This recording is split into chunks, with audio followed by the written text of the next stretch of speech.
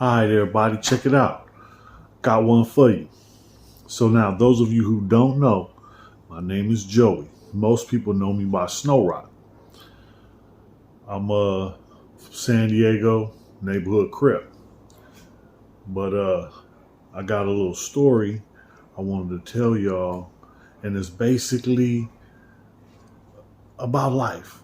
It's how people deal with life, and everybody deals with it in different ways. So, me personally, I have been incarcerated most of my life. And my first offense was when I was 9 and in and out all my life. Right now, I've been out longer than I've been out since I was 9. And, but that's nothing because, you know what I'm saying, I'm going to be out here for the rest of my life. And that's going to be a long while.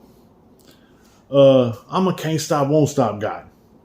And it was difficult going through incarceration after incarceration. And I don't, you know what I'm saying, I don't blame nobody else. I did the crime, I did the time, right? But when is it over? Is it ever over? Because they say, you pay your debt to society and then you're done and it's over. Well, I've been paying and paying and paying. And it's like for the people who have made mistakes, I made mistakes. I admit, you know what I'm saying, have no choice. Court record shows, you know what I'm saying, I made mistakes. Court record also shows that I paid my debt. I did my time.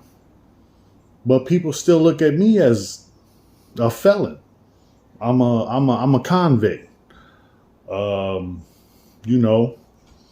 And it's hard out here, you know what I mean? Because people don't want to deal with you, and the prison system doesn't prepare you to be out here. They don't. I paroled the worst situation I had to deal with. I was paroled after 12 years, 7 months straight in prison.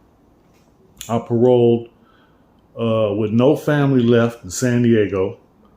I got released from administrative segregation. If you don't know what that means, that's the hole. So I was in the hole and I didn't do anything wrong. I was in the hole because another race wanted to told the police that they were going to stab me. And I've had this situation over and over and over. They wrote a note, slid it into the police somehow, and told them that, we're going to stab this guy. But the reason they did that, because they didn't want to stab this guy.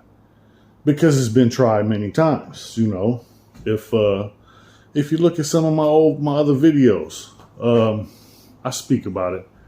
I've been stabbed 13 times. I've been shot with block guns. I've been beat with billy clubs, with flapjacks. I've been in more fights than I can remember. I'm not bragging because I don't like to fight, but when you grow up and you're not the same as everybody else, there was something different about me growing up because I was the only white boy in an all black neighborhood in Southeast San Diego, black and brown. It wasn't fun. At times it was, don't get me wrong. You know what I'm saying? I say this all the time and people say things in the comments. If you got something to ask, feel free, please say anything. You know what I'm saying? Get at me, whatever you feel, put it in the comments. I'll respond. But, one of the things I was taken in by the community, Southeast San Diego, the hood took me in and I was raised. At the same time, I was on the streets. So, I was doing illegal stuff to survive. You know what I mean? This was the early 80s. So the crack epidemic was running wild. And you know what I'm saying? I made it beneficial and I used it to get the things I needed at the time, because by the time I was 14, my father kicked me out of the house when I was 13. By the time I was 14, I had my own apartment. I was living, on drug money, selling crack. And am I proud of it? No. Am I ashamed of it? No. How do I feel about it? I did what I had to do to survive. I'm a survivor. If you don't know me, ask somebody. The people that do know me, they'll tell you. I've been, I've been through some, some bumps in the road. Let's just say that. I've been through some bumps in the road, and I'm still here. And I'm still here. And I'm blessed by the best. And I figure, the way I'm seeing things, my perspective, he kept me here for a reason. So I'm just here,